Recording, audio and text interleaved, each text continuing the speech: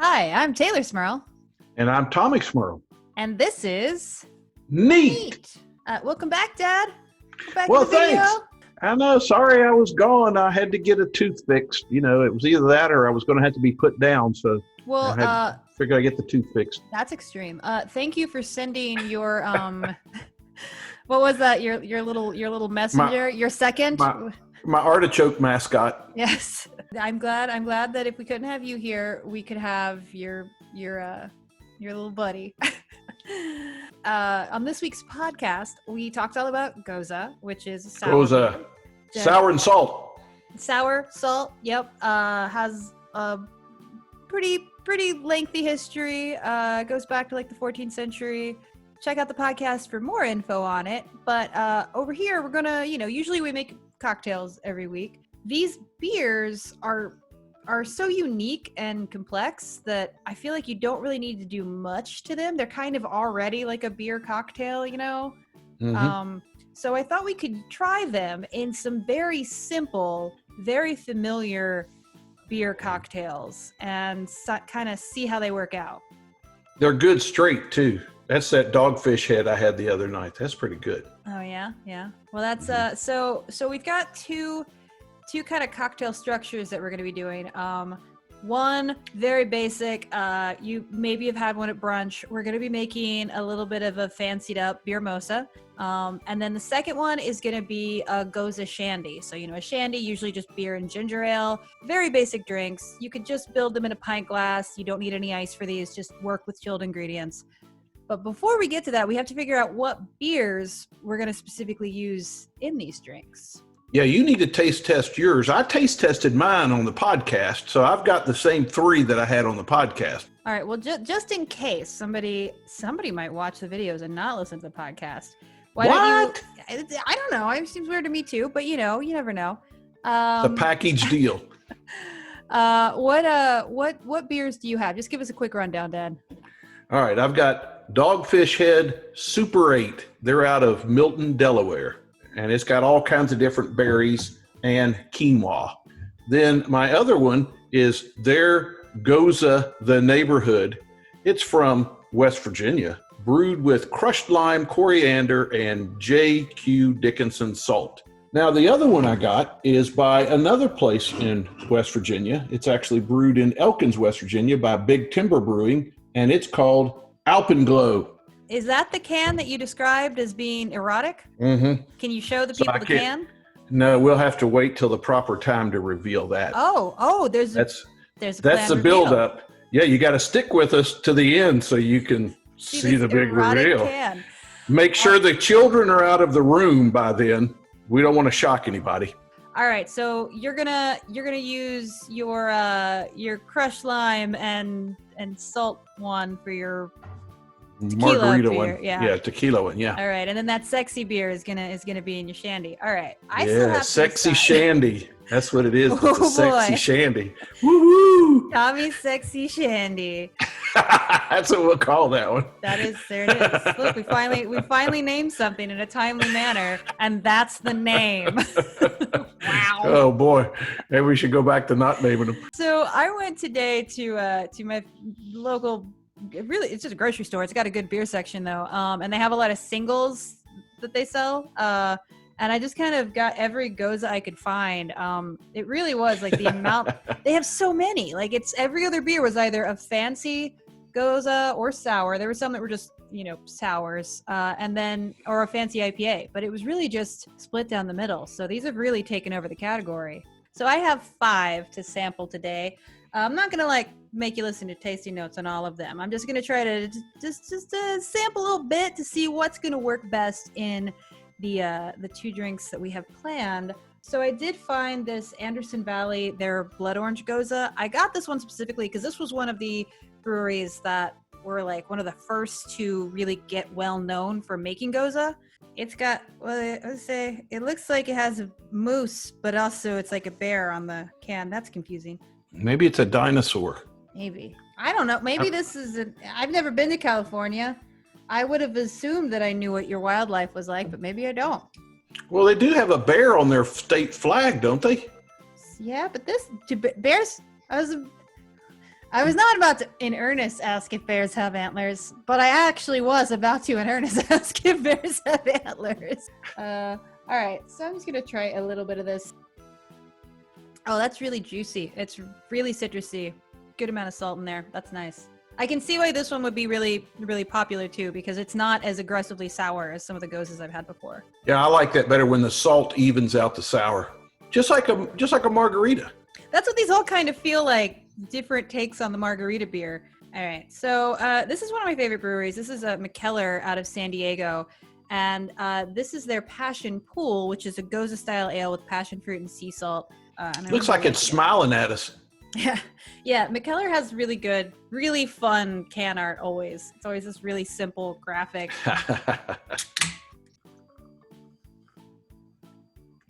Oh yeah. I mean, that's definitely that really like tart, fruity sourness in there, which is really nice. If you're a fan of, I think, that sort of tropical fruit sour combination, you'd like this. The last one that I thought might work with the tequila was this. It's by Grimm, another just really great microbrewery. It's super popular in my neck of the woods. It's a dry hopped Gose ale with orange zest, sea salt, and it's conditioned on oak. That sounds complex. Very. Yeah. Oh, that's nice, but it's weird. It's kind of, I think that orange zest and that oak together, there's kind of, because oak can give you a nice vanilla note. This almost has like a dreamsicle kind of flavor going on. Wow. Yeah. No splinters, huh? I like this a lot, but I don't think I would want to put this in a cocktail. I feel like there's a lot going on here that I think adding then cocktail ingredients to this would just muddy the waters too much. So I think for my margarita beer, I'm going to go with that classic, that Anderson Valley Blood Orange Gose. We have a winner. And then let's see. So this is Poppy's Moonship. This is from the Schilling Beer Company. It's a brewery from Littleton, New Hampshire. I like the name. It's a Gose with blueberries and lemon. So I think this one is going to be my choice for my ginger ale and bourbon, but we'll see. Ooh, this one has a fun color. What's the color? It's like a little pinkish. It's a little cloudy. I like that. I like that color. Well, that's the way my erotic beer is. It's because it's got cranberry in it as one of the main things, and so it's kind of pinkish. You're just going to keep calling it your erotic beer. Yeah, that's lovely. It's got a really nice blueberry, like a rich fruit, almost like a blueberry pancake note, which I think happens a lot when you've got like any sort of maltiness in beer and then a blueberry note over top of it. The flavor is blueberry pancakes, but it does have that, it's lemon, not lime in this, and it's got a little bit of that saltiness. That's really lovely. I think that would work really nice with a ginger ale. I'm going to try this next beer as well, but I think that'll go great with bourbon and ginger. This is from the Thin Man Brewery, which is from Buffalo, New York, and this is Glowworm. That can. What's it got in it? Anything specifically exciting? Well, I thought this one might also work with the bourbon and ginger because it's blackberry and guava. Yeah, I like blackberry with bourbon. I don't know about guava. We'll see. Also another fun color. A nice pale peach. They all have a little bit of like that sour nose, but nothing too distinct. But this one is the first one has an aggressive nose, I would say. An aggressive nose. That is the most sour one of these sour beers I've had so far. The salt is not rescuing it, huh? No, it is not super saline. I mean, I'm saying that, and that's what works out in the palate. I don't actually know if that relates to the amount of salt in there, but as Dad's pointing out, you'll taste more salt in a more balanced beer. In this situation, it's overwhelmingly sour. I still like it, but I definitely think that is going to drown out any competing flavors in our beer cocktail. So I'm going to stick with our Poppy's Moonship for my Shandy, and I'm going to go with my Blood Orange Gose for my Beer Mosa. Thank you, other contestants.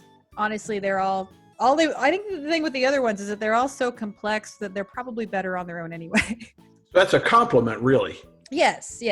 Well, and more than anything, it's kind of like I wouldn't ever rank these beers against each other because Gose is a style that allows for so much creative expression that you just can't compare them. Like, it's literally like comparing apples and oranges because some might have oranges and some might have other fruits. Like, it's just... That's right. Yeah. So with that in mind, we're going to start with we're gonna The beer start garita. with our beer mosa garita. A lot of times beer mosas, if you ever had one like on a brunch, and they can be made pretty heinously. Like, you know, you get like a Budweiser half with like Tropicana, and that's it. And it doesn't seem worth your money. It can be a bad time. But I think a well-made beer mosa is actually a really great brunch drink. Let's try it. Yeah. So but I think, you know, it all comes down to the ingredients. Like, I think using good orange juice. So I've got some fresh, fancy bodega orange juice here. We're gonna use a little bit of orange bitters too. You don't want the drink to play too sweet. And then we are gonna add a little bit of a tequila base. And I think adding the nice thing about this is using a Gose along with this is gonna bring in those margarita kind of flavors. And if you've ever had like a Texas style margarita, which is a margarita with orange juice in it, it all kind of works together really well. So I feel like this is gonna be a superior beer mosa. So what do we do first? We're gonna build this in a pint glass. No ice needed. Once again, just make sure everything's cold. Just gonna throw in a little bit of orange bitters in the bottom, and then I'm not gonna make this too strong. If you wanted to make it a stronger drink, that's up to you. But I'm just gonna do an ounce of tequila. All right. All right, and then I feel like true for both the mimosa and the beer mosa, it's really comes down to respectable proportions.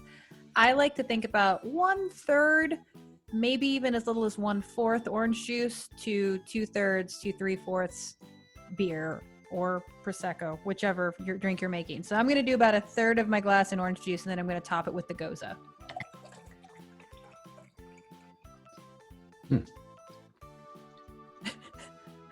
Going to give this a slight stir. You don't really need to stir it too much. Just want to make sure that your tequila will want to sit on the bottom of your glass. Get that tequila shot at the bottom. There you go. And I'm just gonna put a little lime wedge on there. I got my lime wedge. All right, you do. Cheers. Cheers. That's delicious. Oh. I'm not much on champagne, so as far as like a mimosa type drink, this is much more preferable to me. I prefer the sort of beer-based brunch cocktails because I feel like it's something I can sip on while I eat my giant plate of, well, it's me, so fake sausage and tofu eggs, but you know. You know, and the orange juice that to put in, it was not pulp-free. It had pulp in it, so that kind of plays with all the other fruits in there. I like pulpy orange juice. I think that's a better flavor. I don't know. Well, I didn't realize I had pulpy orange juice till I took a drink, but it kind of works. Yeah. With all those other things in there. That's interesting because I feel like we grew up in very much a no pulp household. I know. I think that my barback didn't look real closely when they grabbed the orange juice. Well, maybe your barback wanted you to have a new experience. All right. Well, there you go. I think that was an easy one. Yeah. Put that over there for later. All right. So our next drink is another classic simple beer cocktail. It's just a shandy. Kind of the same deal. We're going to dress it up a little bit with some base spirits, but we're going to build it in the pint. No ice needed. All right. Where do we start, Maestro? So kind of the same. We're going to start with a little bit of bitters. I've got Angostura this time. And then we're going to do, same as before, an ounce of our base spirit. This time, we're going to use whiskey. I'm using rye. Dad, you're using bourbon. I'm using bourbon. All right. Mm-hmm.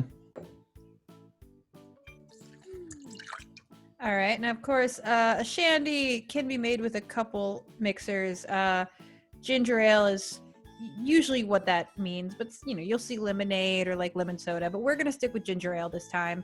And I think the same proportions apply. Like I'm going to do about 1/3 of the ginger ale to 2/3 of my beer. Yeah, I got my Poppy's Moonship. And I have my Alpenglow, the erotic beer from Elkins, West Virginia. Wait, there's a reveal happening. Hold on, I can't There's pour a beer reveal and look happening. at something erotic at the same time. Okay, go. Da da da da da da da da da da da da bum bum bum bum bum bum. See, look. Isn't that erotic? All those colors on there like that? Ooh. Dad, That is one sexy can, I'll tell you that. I was expecting like boobs or something. How do you feel when you look at a sunset? And maybe I don't want to know your answer, though. I don't know. Just looked like Sex in the City to me. Okay, well, there is Dad's erotic beer. I'm gonna have to ask you for like a high res picture of that can. And it's pink.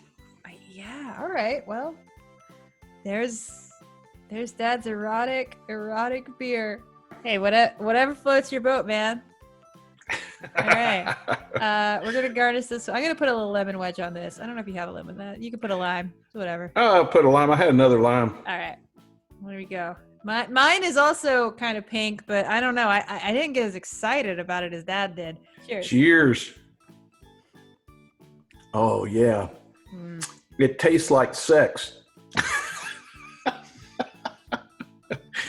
Well, I'm done with this drink.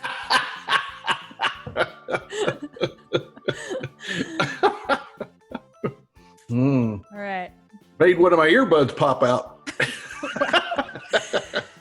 You were having quite a reaction to this this beer. I don't know. I don't know what's going on exactly with you and this Alpenglow. Is it brewed with any additives?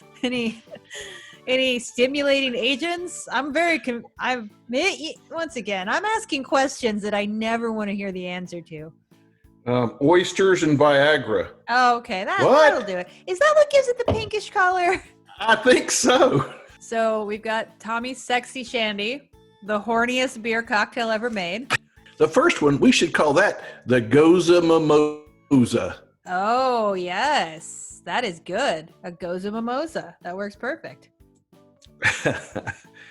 I squeeze my lemon in there. That tastes a little bit. I like it with a little bit of fresh citrus in there. Hey, spice up your sexy shandy any way you like. It's all personal preference. Anything goes in the Sexy Shandy. Thanks, Dad. For Love Shack, baby. I didn't know. I mean, I didn't know I could feel this uncomfortable about building glass beer cocktails, but now I do. Oh, good. He's just gentle caress on that can. You just never know what you might find. That this episode has awakened something new in Dad, and I don't know how to feel about it, but that's all right. It's not about me. I'm just glad it's something you enjoy, Dad. If you didn't get the kids out of the room first, it's your own fault. We gave you fair warning up front. I did say in the last video or a little while ago that I always mark these as not for kids, and now you know why. Might not be a dirty word. My dad just might get way too into a can of beer, you know? So thank you for joining us. And or sorry, I don't know. These recipes, of course, we've got our what did you say? Our Gose Mimosa? Gose Mimosa. Gose Mimosa. And our Sexy Shandy. And yes, those recipes will be down below. Of course, if you want to respond to this very special episode, you can find us on social media at Neat Boozecast on both Twitter and Instagram. You can find us, or you can email us at neattheboozecast@gmail.com. And if you would like some high definition pictures of Dad's erotic can, I'm sure he'll post them in the Facebook group. I was going to say it might pop up on some of your future art. That's true, actually. Is that what you're going? Now you're just trying to make the stickers. That's what you're doing. If you want that sticker, you can join our Patreon. Be one of our patrons. You get stickers and coasters, and you can ask questions that we will turn into episodes specifically for you. So that's awesome if you want to support us. But either way, we're just happy you're here. We're just glad to have you. Yeah, thanks for having a drink with us. We want to say thanks to Audio Boom for picking us up on their network. Yes, that's right. We are hosted. So go to Audio Boom and check us out there, or any of the other fine podcasts that happen to be there. So yeah, all right. Well, this has been neat. Or sorry, that's not what I say. You're all flustered. Yeah, I wasn't expecting it. I didn't know you had You had a gift bag reveal of your sexy can. That's something that I could have gotten a note on. He didn't know there was a dance and everything. Huh? There was music. It was a whole thing. There was a beer striptease. All right, it was a cocktail tease. That was a good one. There you go. You've been hanging around me too long. I think so. All right. I've been Taylor Smurl. And I've been Tommy Smurl. You sure have. And this has been Neat. All right, Dad. Do you need to sign off to get some alone time with your can there? Yes, I'm going to take my can into the other room. I like the idea that Mom is watching this right now.